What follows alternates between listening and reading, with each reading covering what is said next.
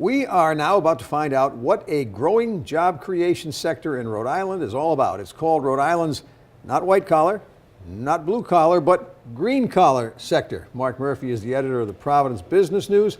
Cover story in the current edition of the paper is about this segment of job creation in southern New England and apparent problem finding enough qualified workers.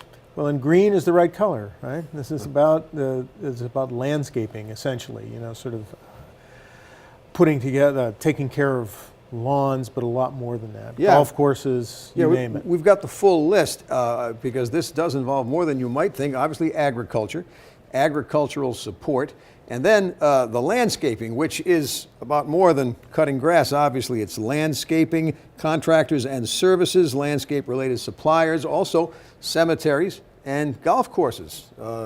Jobs are needed to tend to all of these areas. What's interesting is this sector peaked at about 10,000 employees in 2006, but the recession, like everything else, in every other sector, cut down. It got down to 8,400, and it still hasn't gotten back up to 10,000. So even though the state hasn't lost any land, it still needs as much taken care of. There aren't as many people working in it. And that's because they either don't want to or don't know how to do the job properly? Well, that's part of it. I mean, we talked to one person who runs a business, a landscaping business, who said they try about 10 out of 10 people they try out, only 2 make it. I mean, it's so difficult. So what's actually happening is the state, through a Real Jobs Rhode Island grant, is helping the industry set up an apprenticeship program, and they believe it's the first in the country that's for multiple employers in the green collar industry. And that's a grant, according to your article, of $171,000. Right, and it's a little bit slow in getting started, sort of like spring this year. It took a little bit, because now that everything is ramped up, all of a sudden, boom, people can't afford to let their young employees off. They have to put them to work. But the idea is to train them in more of the industry and to try to get them prepared and engaged, because some of the people inside say, well, it's almost like a lifestyle. You know, you can't just sort of come to an office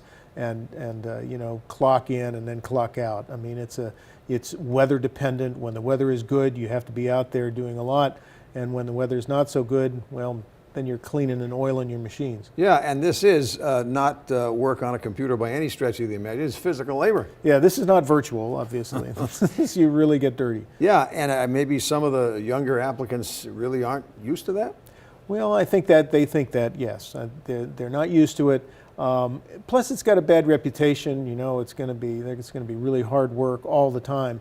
And the thing is that it's a decent salary, and in fact the salaries are going up, which of course you would expect, given the fact that they don't have enough employees to fill the needs, so that drives the wages up.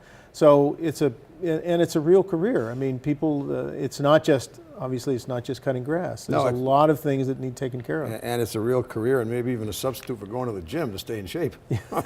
There's a lot more about it in the current edition of the Providence Business News, in print and online. And Mark Murphy, thank you for joining us. Thank you, Frank.